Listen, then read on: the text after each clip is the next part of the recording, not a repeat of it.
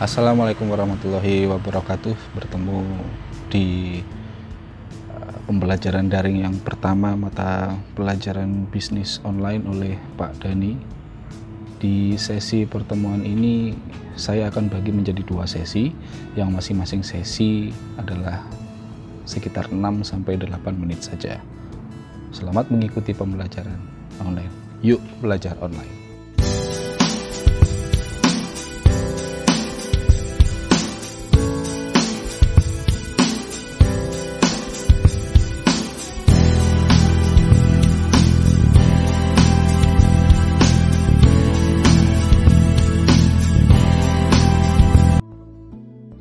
Anak-anakku sekalian, di pertemuan pertama ini kita akan membicarakan tentang bisnis online. Nah, apa sih dasar kompetensi yang harus kalian ketahui? Yang pertama adalah kalian memahami tentang bisnis online. Yang kedua adalah menggolongkan jenis-jenis bisnis online. Lalu apa sih tujuannya? Kenapa kita harus belajar bisnis online? Yang pertama, kalian nanti akan diharapkan mampu untuk memahami pengertian tentang bisnis online. Yang kedua, kalian akan dapat menjelaskan manfaat dari bisnis online itu sendiri dan kalian dapat mengidentifikasinya. Kemudian kalian akan dapat memahami kelebihan dan kekurangan bisnis online. Nah, permasalahannya adalah sekarang banyak orang yang ingin punya usaha tapi takut. Kenapa takut? Karena yang pertama, mereka gak punya toko. Karena apa? Toko itu jelas akan membutuhkan modal. Nah, bisa nggak sih kita punya usaha tapi nggak perlu punya toko? Ya, benar. Salah satunya adalah dengan cara menggunakan bisnis online. Oke, apa itu bisnis online? Bisnis online adalah proses bisnis, yaitu ada kegiatan pembelian dan ada kegiatan penjualan. Jadi di sini ada proses jual beli, ya, ada pembeli dan pastinya juga ada penjual. Nah, ini adalah bisnis. Namun perbedaannya adalah di bisnis online adalah bisnis ini menggunakan koneksi dan fasilitas internet, di mana internet ini di sana ada fasilitas-fasilitas, di antaranya adalah media-media. Coba kalian perhatikan baik-baik data yang saya tampilkan berikut ini. Oke. Nah, perhatikan. Di gambar yang sudah saya tampilkan, kalian perhatikan di sini, perhatikan ya. Ada 174 di sini. 175,4 pengguna internet di Indonesia. Perhatikan. 175,4 juta pengguna internet di Indonesia. Selamat datang di era digital. Artinya adalah ada 175 juta orang yang menggunakan internet di Indonesia pada tahun 2020. Nah, 160 juta diantaranya adalah pengguna sosial media. Yes, termasuk Anda di dalamnya adalah 160 juta ya, pengguna sosial media. Perhatikan, 60% dari pengguna internet di sosial media ngapain mereka? Oke, yang pertama mereka nonton YouTube. Yang kedua, mereka mengakses sosial media, di antaranya adalah Instagram dan Facebook. Dan yang terakhir adalah TikTok yang paling banyak diakses oleh netizen. Perhatikan, ada 175 juta orang yang menggunakan internet. Begitu luas pasar kita di dunia online. Kenapa kita tidak bisa memanfaatkannya? Oleh karena itulah kalian belajar di mata pelajaran ini ya, bisnis online. Oke. Nah, perhatikan, ini ada tugas untuk kalian ya, ada tugas untuk kalian. Perhatikan tulisan yang ada di bawah. Oke. Di sini ya. Apa sajakah permasalahan dalam menjalankan usaha? Oke, ini adalah tugas kalian. Kalian tulis di kertas, kemudian nanti dikumpulkan ya. apa saja permasalahan orang dalam menjalankan usaha. Ya, silahkan kalian tulis. Kemudian kita membahas tentang apa saja sih peluang di bisnis online. Yang pertama jelas adalah ini yang sangat akrab dengan kita semua, yaitu toko online. Shopee, Tokopedia, Bukalapak, ya, dan teman-temannya. Ini adalah sangat berpeluang. Marketplace itu sangat banyak sekali. Oleh karena itu peluang kita di bisnis online ini sangat besar. Yang kedua adalah pemasaran melalui sosial media. Bagaimana pemasaran melalui sosial media? Ini yang sering kalian lihat di Instagram kalian, di Facebook kalian, ya, atau yang sering akrab kalian dengar itu sebagai endorsement, ya, endorse biasanya. Itu adalah pemasaran melalui sosial media. Yang ketiga adalah blogging.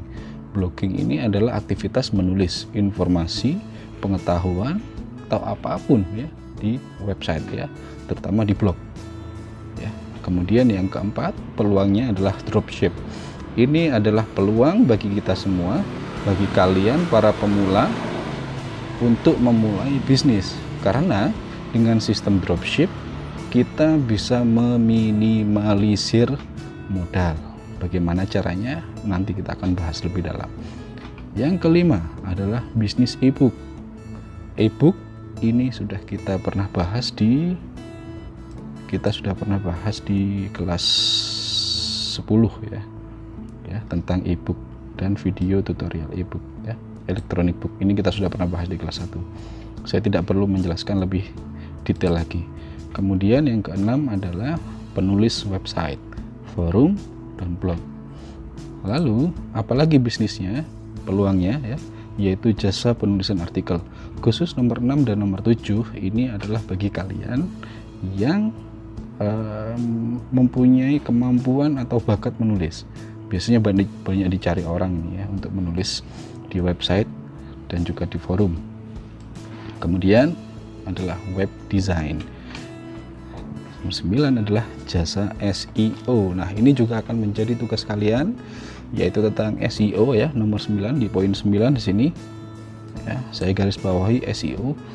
Tugasnya adalah deskripsikan apa itu yang disebut atau yang dimaksud dengan SEO.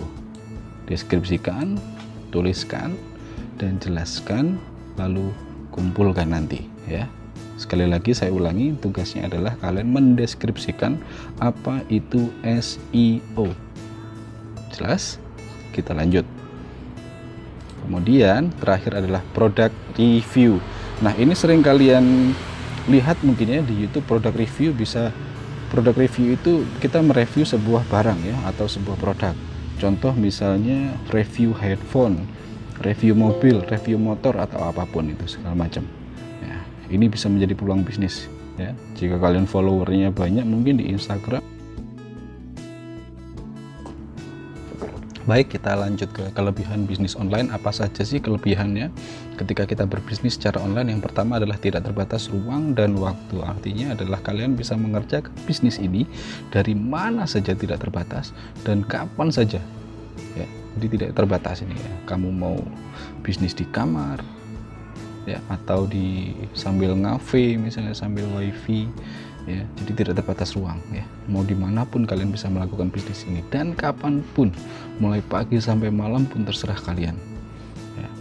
Kemudian yang kedua adalah ini tidak terikat lembaga, karena toko online atau bisnis online yang sedang kalian jalani ini tergantung Anda sendiri, tidak berada di bawah payung sebuah lembaga. Jadi kalian bebas menjalankannya menurut apa yang kalian yakini. Kemudian yang ketiga adalah modal terjangkau. Seperti di slide sebelumnya yang saya sampaikan bahwa bisnis online dapat dimulai dengan tanpa modal, yaitu dengan cara dropshipping. Oke, modalnya sangat terjangkau sekali. Kalian tidak perlu mendatangkan sebuah barang atau stok, ya, istilahnya tidak perlu, tapi hanya dropship aja, hanya menyalurkan barang. Oke. Kemudian yang keempat adalah transaksi cepat dan mudah, karena ini menggunakan internet. Jadi kecepatannya sudah tidak bisa diragukan lagi. Sekarang pesan 3 hari lagi nyampe, dan seterusnya. Sangat mudah sekali dilakukan karena kita bertemu dengan konsumen kita tidak perlu tatap muka, hanya perlu melalui online saja, melalui chat atau telepon. Selesai, mudah sekali. Kemudian yang kelima adalah tidak membutuhkan banyak tenaga, karena bisnis ini bisa kalian mengerjakan hanya dengan beberapa orang saja ya. Ada yang bagian misalnya nih ya, yang kalian butuhkan adalah kalian sendiri sebagai penerima konsumen, kemudian ada yang mempacking barang, ada yang mengirim barang, sudah cukup 3 orang selesai. Jadi tidak membutuhkan banyak tenaga. Lalu banyak sekali peluang bisnis yang ada di online. Masih ingat tadi 175 juta orang pengguna internet. Apa yang mereka butuhkan? Ya enggak? Banyak sekali ya. Jadi kalian bisa bermain di ranah mana saja.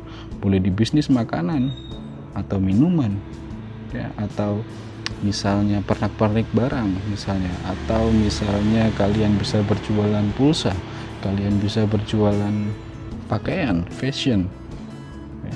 Banyak sekali peluangnya.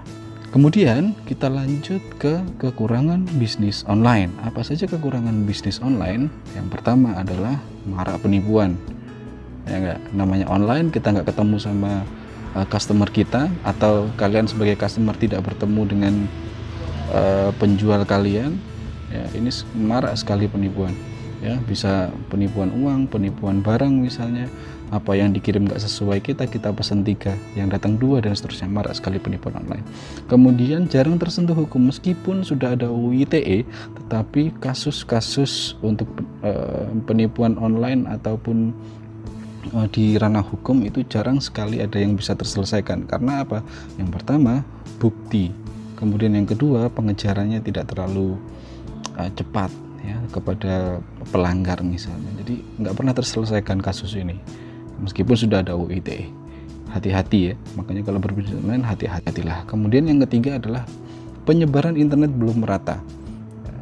Ya kita lihat di Jember saja, di Jember ini mungkin di daerah kota sangat merata sekali internet, tetapi coba kita ke daerah pinggiran ya, ada sih sinyal tetapi lemah. Kemudian nomor 4 adalah keuntungan tidak instan, sama seperti bisnis bisnis biasa. Artinya keuntungan di dunia bisnis online ini nggak bisa banyak yang pelaku bisnis online yang mudah sekali menyerah, maunya untungnya cepat, maunya cepat kaya, maunya cepat barangnya laku banyak, tetapi tidak melakukan proses-proses dengan benar.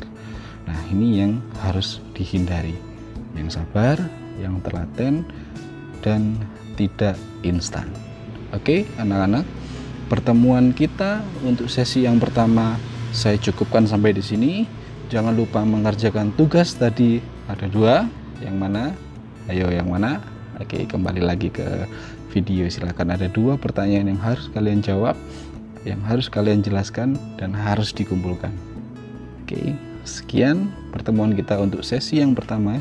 Kita akan lanjut di sesi yang kedua di minggu berikutnya. Sekian daripada ini. Wassalamualaikum warahmatullahi wabarakatuh. Tetap sehat, tetap semangat.